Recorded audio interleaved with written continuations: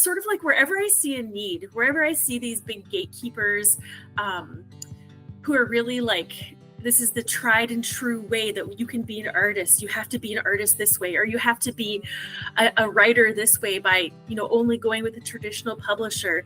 So we said, like, let's get rid of these old ways of doing things and create opportunities for creative people to get out there and to like do something really magical that all these roadblocks that have come in the way originally. Hello, my name is Brandi Hofer. Welcome to the Color Me Happy podcast. I'm so grateful you're here, and I'm very grateful for your time. You are going to feel so empowered with our episodes and our guests because they live a truly passionate life. They're excited about what they do. They know that creativity matters and that your art matters and that it matters to following your passion in life to ultimately see your everyday ordinary as extraordinary. These episodes are almost unedited, very raw, so it'll feel like you're sitting down for coffee with a friend. Feel free to reach out anytime at Brandi Hofer Studios on Instagram and subscribe for more content just like this. Thanks for being here. Yeah, very cool. I'm very excited to have Alexis on. I want you to tell everyone about, I know it's hard once you get to a certain, I'm sure we're around ish the same age. You're like, I did this and that. And then, you get busy with your career and it's multifaceted and you're like, what am I specifically? I don't know what, like before it was just like, hi, I'm a painter and an artist and a studio artist. And then it's like muralist, author, blah, blah, blah, blah, blah, podcast or whatever it is, right? So let's start from the beginning. And what's cool is you're in Edmonton and I'm in Lloydminster on the border of Saskatchewan and Alberta, but I go there often. So thanks for coming on today. Yeah, it's my pleasure. Well, and to start at the beginning, I think, and I'm sure so many people who are listening to this podcast can relate to this, that I've always been a creative spirit since childhood. And I think the special few people are the ones that we hold on to that, and we've continued to be creative throughout our entire lives, even into adulthood, which my kids on a regular basis say that I'm like a giant kid. So, but I think that's the beautiful thing. People look from the outside and see, okay, I'm an artist, I'm an author, a book publisher, a gallery curator. I wear a lot of different hats, but really, like, I've kept the joy that I've always had growing up being a creative spirit. And so when I say I'm an artist, that means it's like all encompassing. My art sometimes looks like writing. My art sometimes looks like fiber art sculpture that I do. My art sometimes looks like creating book covers for other people's projects, for their books that are coming out with our press. So I do so many different things. I have my Bachelor of Fine Art in Art and Design. I have my Master's of Art and Creative Writing. Yeah, and I have created little beautiful humans as well, so I can relate to you in that journey as well. Lovely. Yeah, I love it how you're just, I'm a playful, creative person. And I think everyone is, but really like identifying as that, I think it's a really exciting way, and it's freeing. It's freeing, right? It's like, okay, so I'm not, just a painter.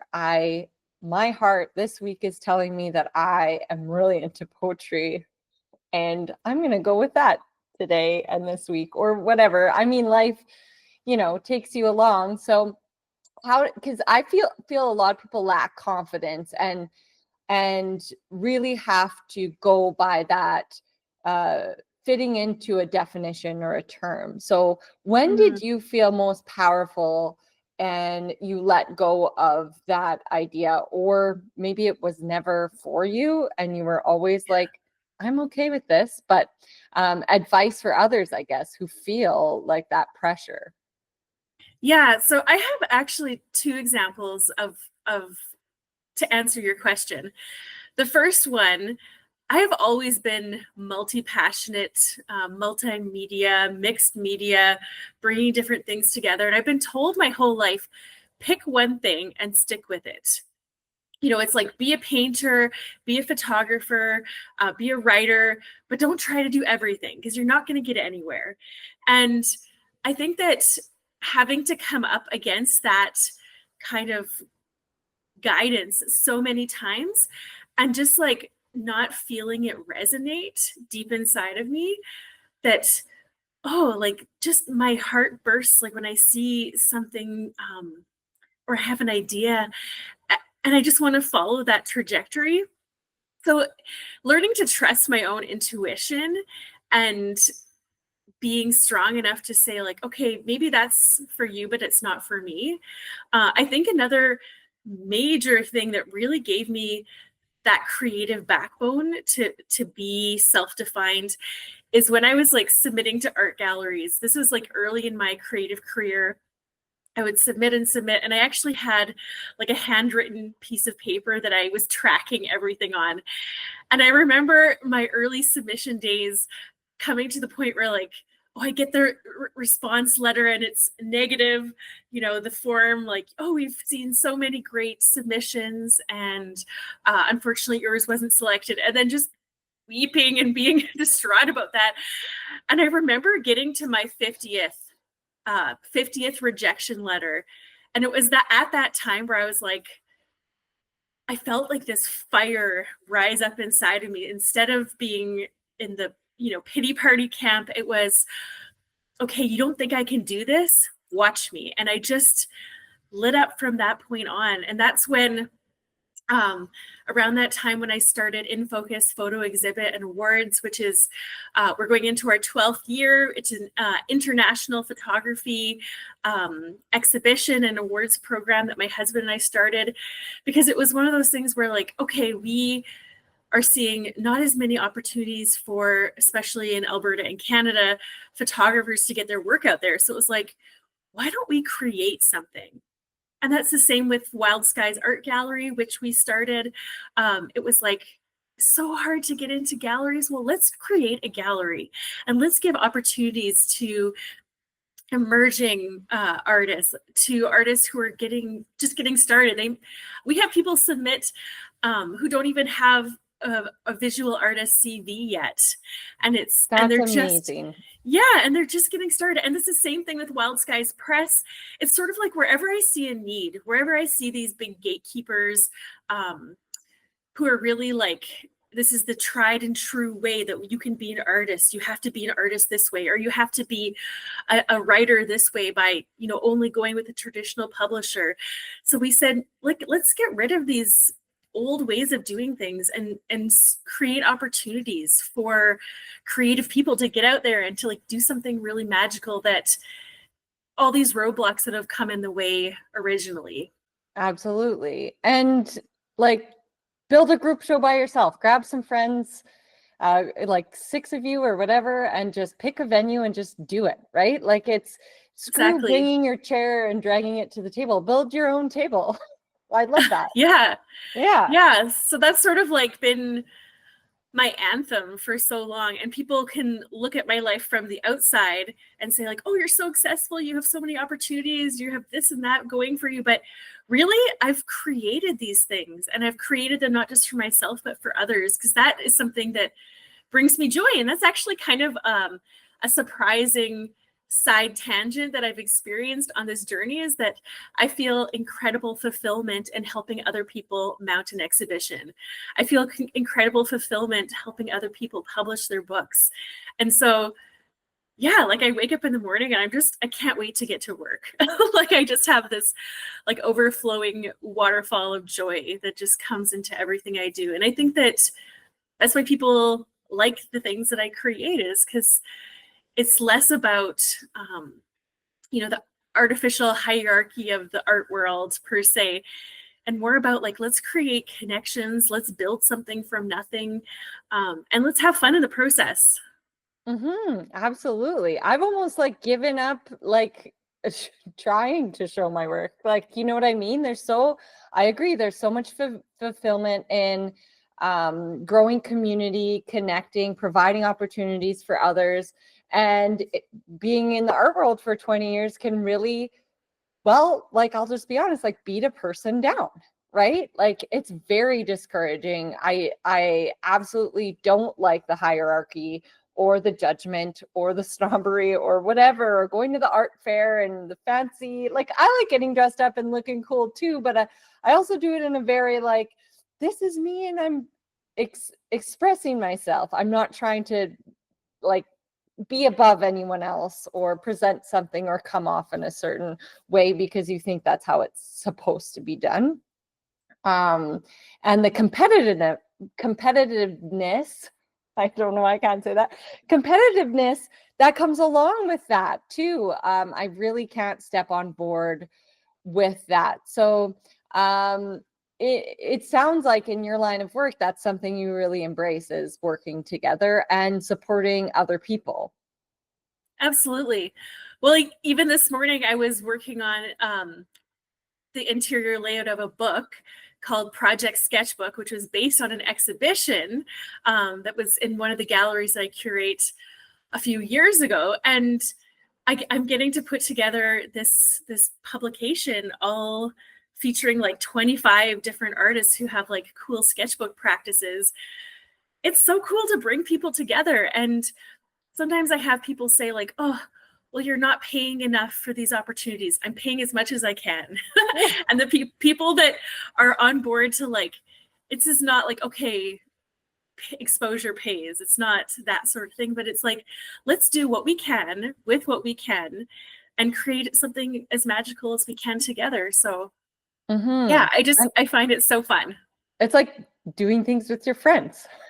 Yeah. I for about a year and a half or two, I ran an online gallery during COVID. I started it, and I still literally I met those friends who up in BC in Victoria about 3 weeks ago, and I'm like, how did we all originally meet? And they're like, we applied to be in your group show, and I was like, yes, that's right. I was like, I was the nicest curator that you've ever had, right? Like, yes, you were the nicest gallerist and curator, but it just ended up being, it took all my studio assistants' time. So I expanded into murals instead. But I'm so glad I did that, because then you have these lifelong connections. And we had a workshop together in BC with these amazing Canadian artists, female artists, and we had the perfect day, right? Where we all bounced off creative energy. So with your opportunities, it's more about the organic connection. Yeah. Yeah. Well, sometimes I think about, oh, I get to go to work and I get to make art stuff.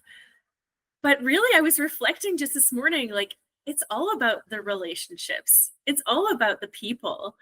It's all about like connecting our creative energies, like you say, and vibing together and seeing like how can we make ourselves make each other better. And yeah, it's super fun. And yeah, it's with young women, old women.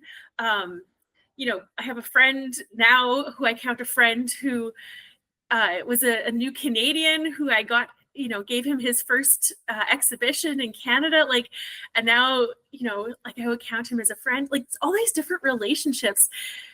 It's such a like interesting fabric that weaves together, and I think that we can all be stronger and more creative together. Like, we don't have to do this art journey or writing journey alone, sitting in our studios by ourselves. However, I think lots of artists are introvert.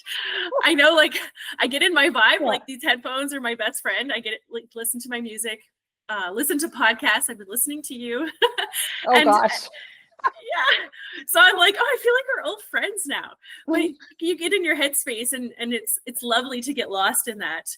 But I think that it's grounding to be in this creative community where it's so supportive, and yeah, different perspectives just help us live. Yeah. You broader. recharge alone, but you still need that creative connection, especially where we live in Canada, like especially in Alberta and Saskatchewan. It's less artists per capita, so those like connections are really, you know, at least in Edmonton, like you probably can drive or whatever. We have a lot of creatives in Lloydminster too, but it's like a vast, like there's videographers, photographers, and we do all work together, and it's pretty great, but like it's just on my hands, right? That's how many there are. Yeah. So of course Edmonton's close to 1 million, right, without the surrounding area, I think, something like that. So you have a little bit of a pool in Alberta, and I'm sure you connect with Calgary artists quite a bit. Okay, I had a question for you. Actually, I want to talk about, I'll forget my question, but I do want to talk about your writing a little bit. And I saw that it was in 2017. And so your kiddos now are how old? So I have a daughter who's turning 16, a son who just turned 13, and a 9-year-old. Yes. You look way younger than that. Oh, thank you. I'll take that. I feel young. Like, I think that's part of just by like pursuing the things that give me joy, that I don't know. I feel like a forever kid. I feel 25, but with a better brain. Yeah. Yeah, there you go. Yeah. But yeah, so my first book, so I've actually had 4 children. One of my kids passed away. His name is Zachary. He would have been 14 right now. And that's like, I've always been a writer. I've always loved writing stories and things, but I think that I really found my voice as a writer when I was pregnant with Zachary, and then we started to have complications in my pregnancy, and then he passed away shortly after birth. That's the sad kind of culmination of that story, but really his life and his legacy have continued in such a beautiful way. So I started writing even while I was pregnant with him. When we knew he was going to pass away, I started writing. I started writing every day, and I found that like writing about this grief journey, and it was almost like an Eat, Pray, Love, like how she was trying to find herself after her divorce. It was almost like I was trying to find myself in a healing, creative space. And that was really, losing my son taught me that I really need to guard and protect my creative spirit. Because I had been like, okay, I'm kind of taking time off to be a mom, being an artist, you don't actually get time off, right? But I was really being intentional, like, okay, I'm going to stay home and I'm going to, do this little mom thing, like cook and clean and walk the kids to school and take them to activities and stuff. And so my daughter Hannah was 1 at the time. And I just really came to this point where I was like, okay, I have to do what feeds me. Otherwise, I'm going to feel completely lost. And for a long time, like I call it my year of distraction after Zachary died, I did everything but process my grief. And it was only by returning to my art with like diligent fervor and intentionality that I feel like I actually came through that time of intense grief, came out on the other side. And the creative writing process, like I wrote, I made wood sculpture, I painted. It was almost like I had to completely like lose myself into the art to be able to find the acceptance of the beautiful mystery of life that we can't always put to words or explain or understand. But that I hate the expression that things happen for a reason, but I think that we can give meaning to the hard things that we go through. And so my first book is called Expecting Sunshine, A Journey of Grief, Healing, and Pregnancy After Loss.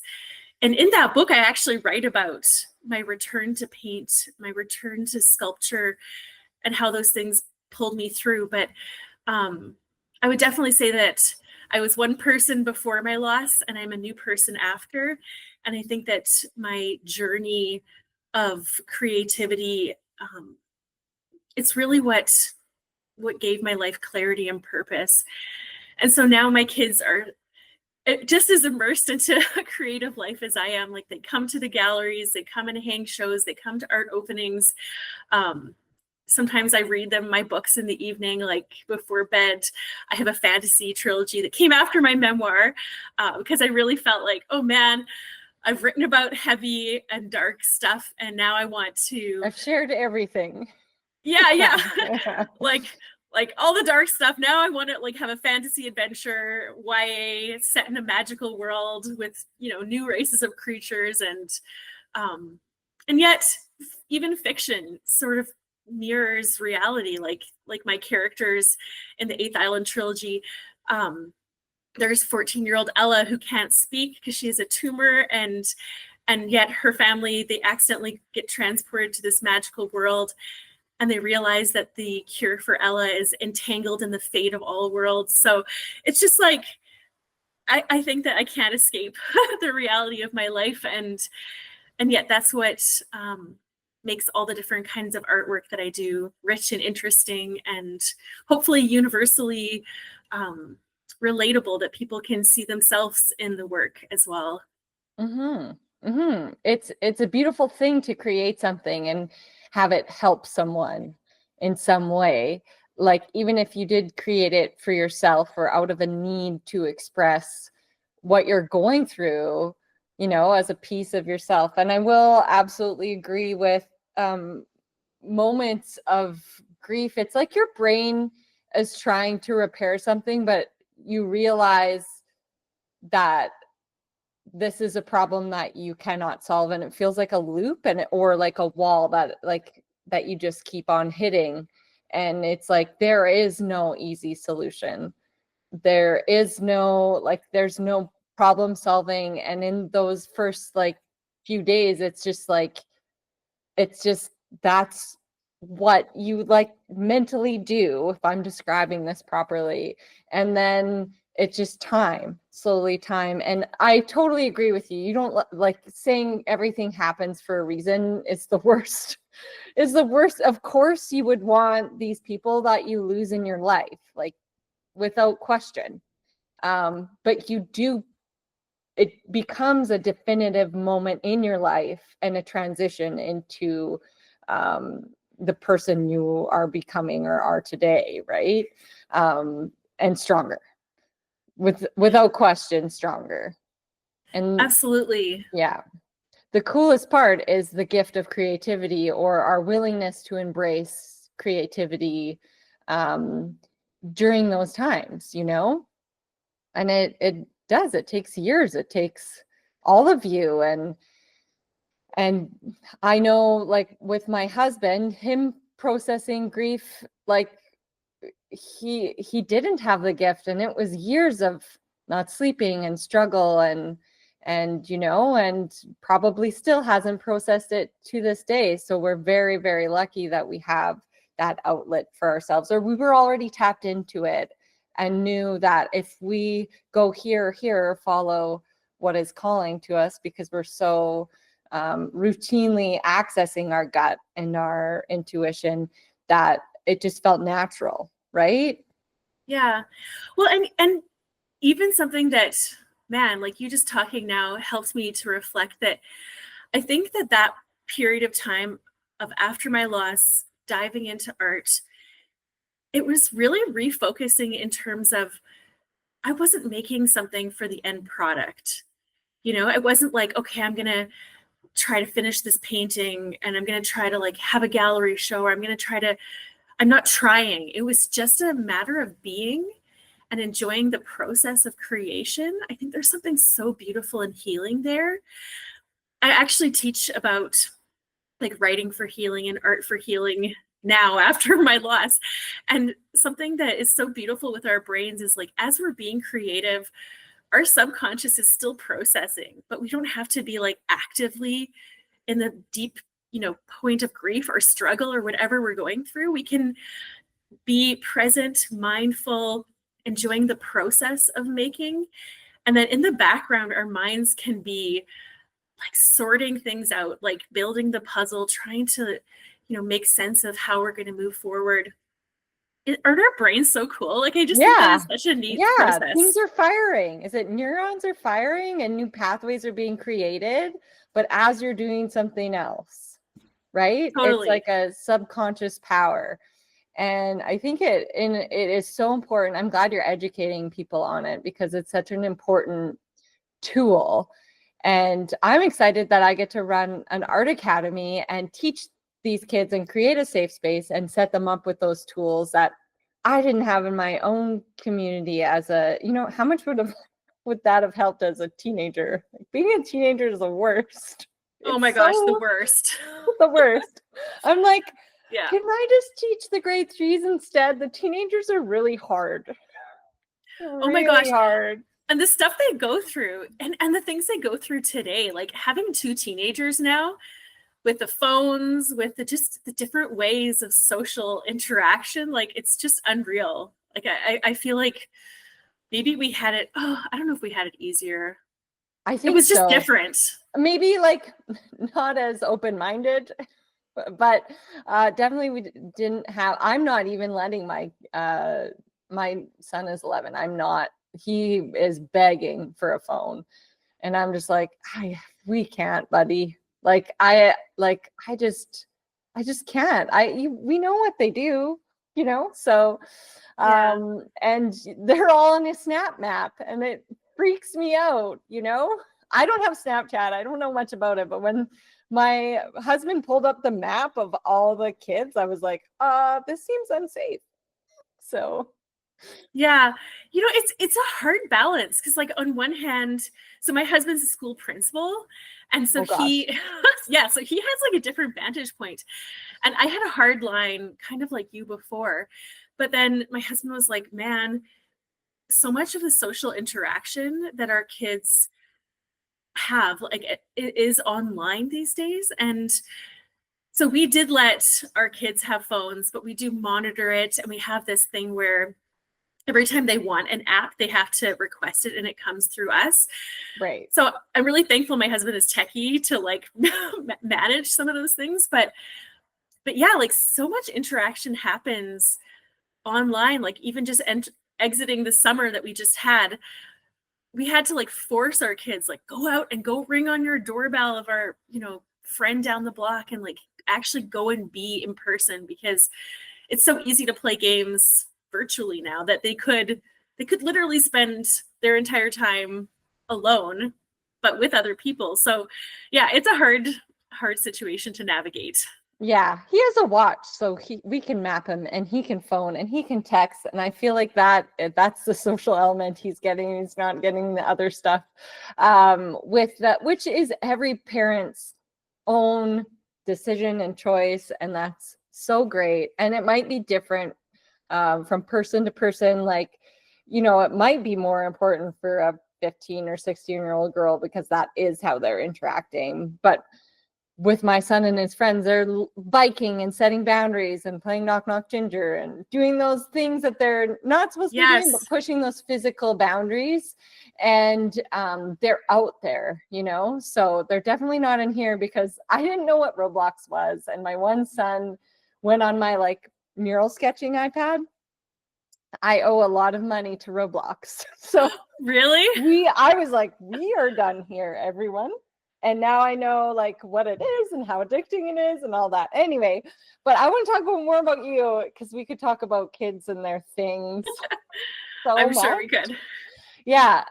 Okay. So then you had your follow-up books, but you also are a publisher. Yeah. So okay. So after like being hybrid published myself, which means it's basically like mutual investment. So as an author, I'm paying some, and as the publisher, they pay some, and together we're taking this joint risk together. Well, I guess I should back up. With Expecting Sunshine, I did sort of the traditional path that usually authors try to follow. I got an agent. My agent pitched my book to the big publishers, and he forwarded me the responses. And one was very typical. This feels like being an artist. I know, it's so similar. But one of the responses was so typical of all of them. And it was, the story is meaningful and important. The writing is beautiful, but the subject matter, which is pregnancy after the loss of a child, is too risky for us. And I was like, there's people who need this kind of story. Like, until it happened to me, I didn't realize how common it was. I didn't realize like the immense emotional struggles, and not just for the mom, but for the dad and you as a couple. Like, it was rough. It was really rough. And that, again, like getting rejected for the 50th time, that lit a fire inside of me that I was like, I believe in this story so much. And so I was like gung-ho that I was going to self-publish. And then I remembered that there was this a hybrid publisher who had published one of my essays in an anthology. And I just was like, okay, well, I might as well look into them. And it ended up being a really great fit. And so I published Expecting Sunshine and then my fantasy trilogy with them. And then when I got hired to write some books about a small town in Alberta, I was like, okay, well, I'm going to try experimenting with my company called Wild Skies Press. I'm going to try publishing these books and see if I can do it. And so I actually published 4 different books over 4 years, experimenting, working with printers, working with distribution, learning all the little ins and outs. And so this is our first year, 2025, where we're publishing other people's books now, which is just like, it's so exciting. We had Alicia Two Bears, who's an Indigenous poet, her book come out. We published an art book by Terry Shaw called Garden Journeys, which is like her sketchbook from years. I photographed each single page from, I think it was 4 to 6 different sketchbooks, and oh my gosh, and yeah, and built this whole like book. But it is, and the paper itself looks like you're flipping through her sketchbook. We have 3 poets coming out in the fall. We have a children's book coming out in the new year, a short story collection, and it's just like, it's such a magical experience. Like, I feel like all those years where I didn't know what I was doing, I was learning, experimenting, really has prepared me for this. Like, being an artist and a writer really has prepared me for this role. Like, I get to design all the book covers. I get to design the interior of the books. Like, it is so fun. Yeah.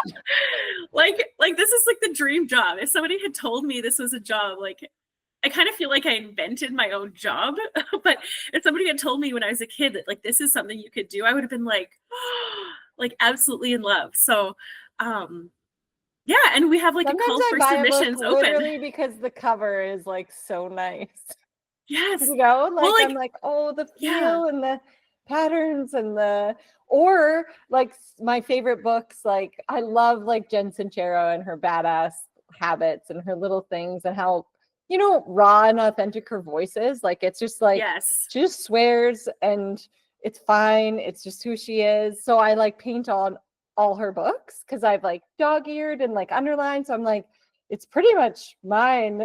So then I paint the inside and outside covers. That's but so just cool. Just for me, because it's just like, that's what creatives do. That's absolutely. That is so exciting for you. Can you please send me those links to include for all the readers or listeners and readers who want to check those out, because they all sound amazing. Yeah, I'll send you all the links, all the info. Yeah, like the books are so fun. And I think that that's something cool too, being an artist. Like, all of the poetry books that are coming out of Wild Skies Press have a visual element. Like, they have some illustrations, they have like just, they're visual as well. And so I think that that's something that is kind of cool, and it sets them apart a little bit from like just black words on white paper. Yeah. I literally pulled off, I saw that Glennon Doyle with her podcast was donating like all from their tour, all the money. And they're so amazing. They donate a ton. And I just think women will change the world in this awesome way. So I was like, cool. I'm going to I love the color of her book, like the background color. So I pulled it off the shelf to paint. I was like, if today, beyond my 6 hours of editing, I can have a treat to just like collage and paint. But yeah, that's like my secret, because there's only so much you can share on social media of the things that you do, right? Like, as a living, breathing creative, almost everything you do is creative, and you have to, for me, I'm like, what do I share? It's getting confusing for everyone, you know? Yeah, well, I definitely, when people, it's like that quintessential, like you meet at a party, it's like, oh, what do you do?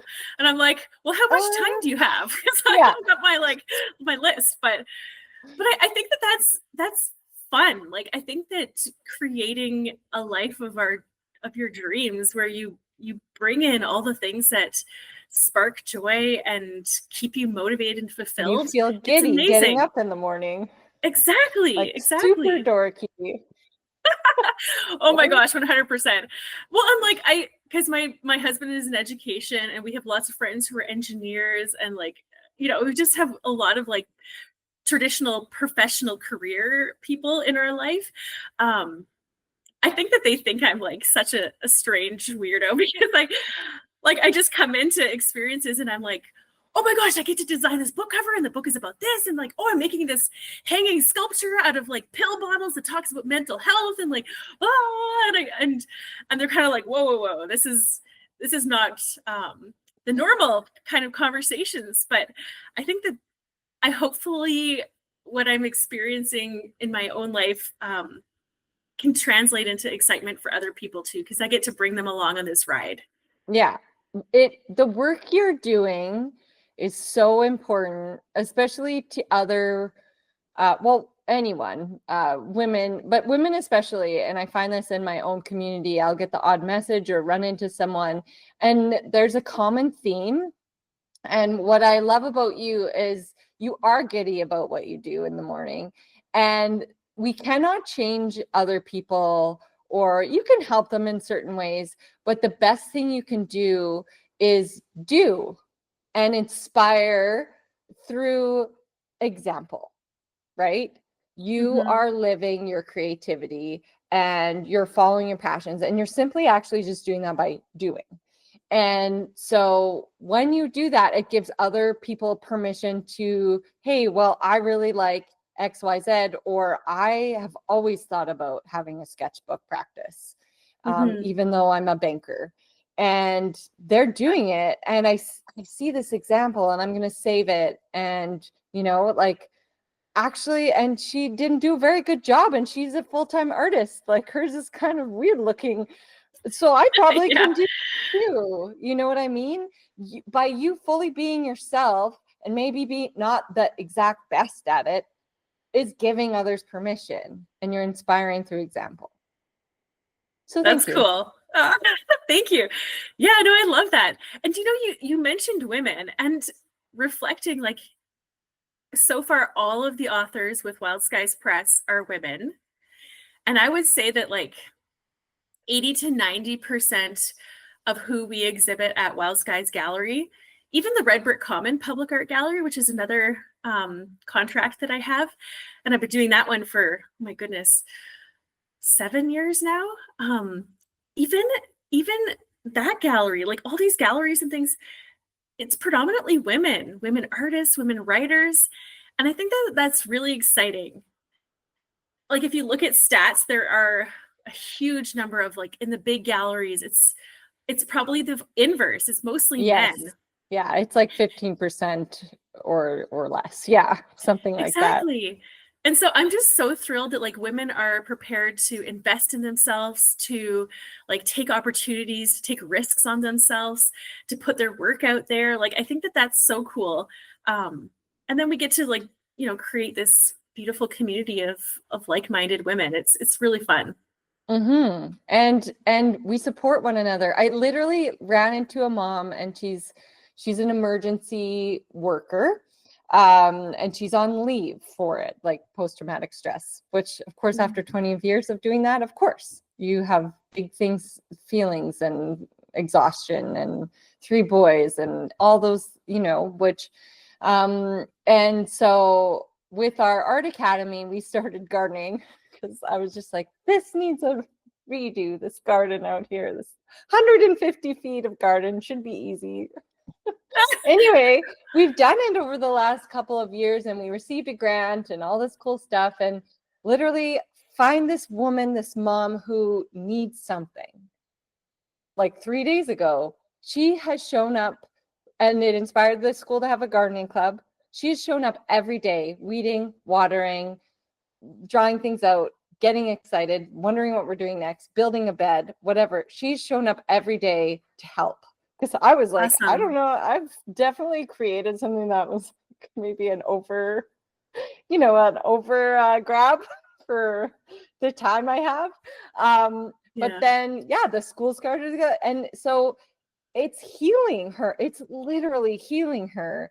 And creativity can take so many forms, but it is important for women to ask for help and work together. And it's a beautiful thing to witness. So thank you for creating these platforms that, are more percentage women, because it is making up for that lack in other areas of the world. It's funny, I've seen a ton of my friends and people like connect and show.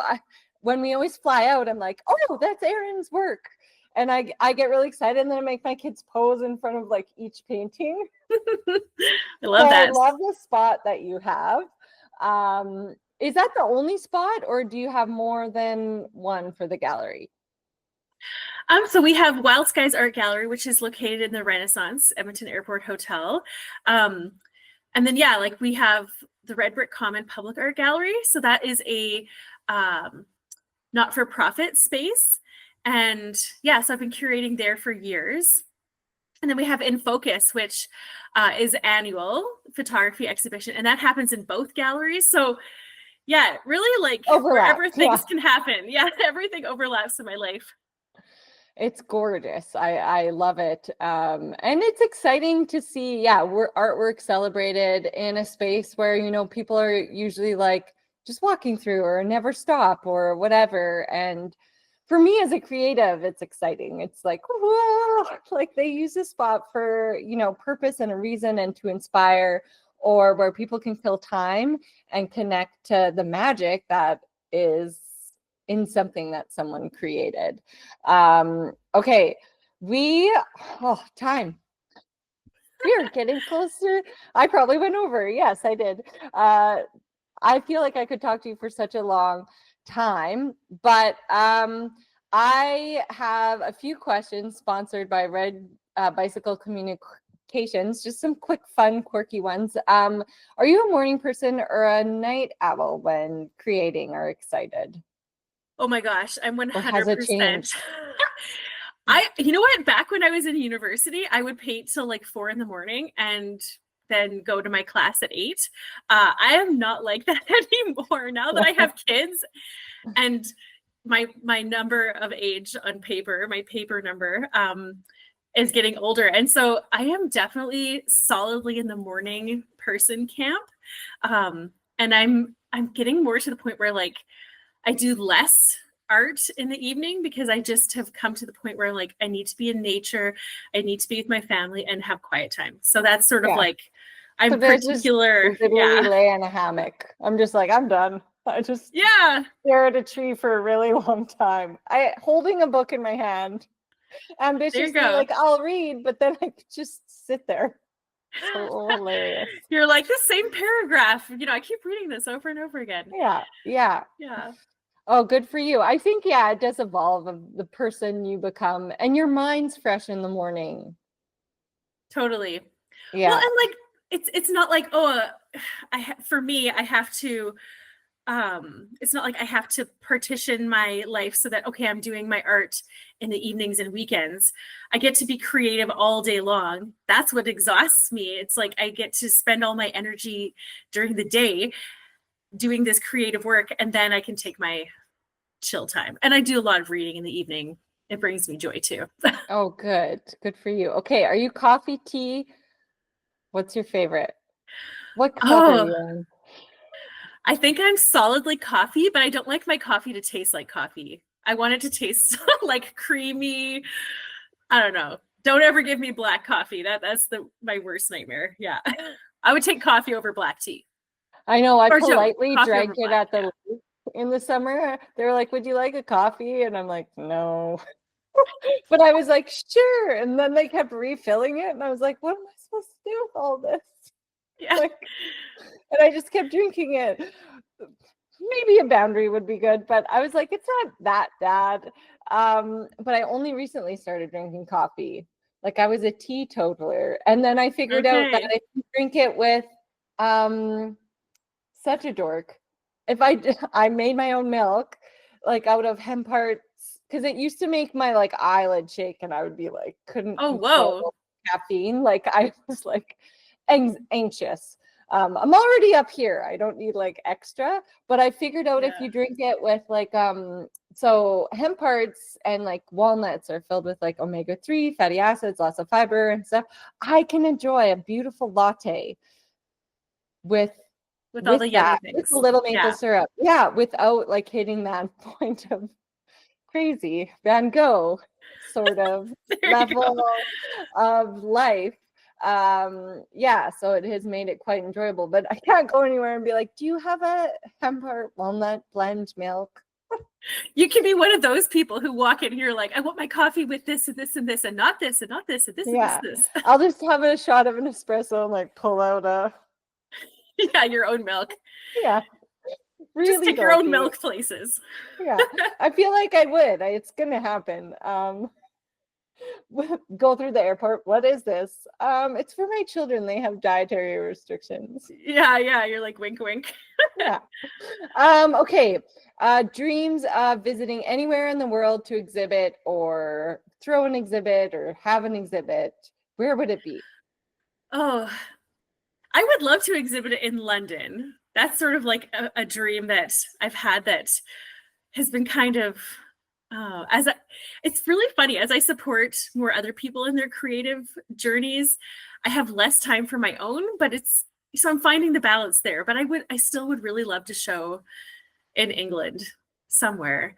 But I'm actually leaving in less than 2 weeks to go to an artist residency in Finland, which I'm like super excited about. And it's a residency for mothers in specific. So my friend Shannon went to that one. She yes? loved it. Oh my God, good. Okay, Yeah. well, I'm so excited. So I'm bringing my 9-year-old for the whole time, and my mom is coming for a week, and then my husband and my other 2 kids are coming for a week. And there I'm going to be focusing on my video art, which is I'll take video of things that visually intrigue me, or else myself in situations doing like interpretive dance, which I'm not a dancer, but I just kind of like do interpretive dance based on feelings, and then I do different sound recordings that I layer over those videos. So yeah, I'm just like, I can't wait for this residency. I'm so excited. Yeah, a place, a setting, a space and time for what you've been firing for, I'm sure, and ruminating on and excited about. Good for you. What is that one called again? It called. I could look it up. Names, right? Yeah. I think it's like Mother Art Residency. Yeah, you should totally do it. If I Google those words, mother, or other people can in Finland. Yeah, she had really, I think she was pregnant with one and had one and her husband come, which is amazing because you can't just leave your family, but you still don't want to stop being you know what I mean? Like creating work. Yeah. I love that they've done that. I would love to, I'm sure you'll be busy when you're there, but I would love to either while you're there or after speak to you about how it went and the work that you created and the fact that you made space, or did it change when you got there? And so well, that's the thing. Yeah, that's the thing I find with these residencies, and maybe your listeners have been on residencies with similar experiences. Sometimes you go and you have a plan, and sometimes the plan is fulfilled, and sometimes you go and it's like, okay, well, I'm absolutely not doing what I planned to do. Now I'm going in a completely different direction. But that's the kind of the magic of like you say, putting yourself in a place with all this time and intention, and like, you just never know. You never know what's going to come out. So I say I'm going to do video art. We shall see. Yeah, right.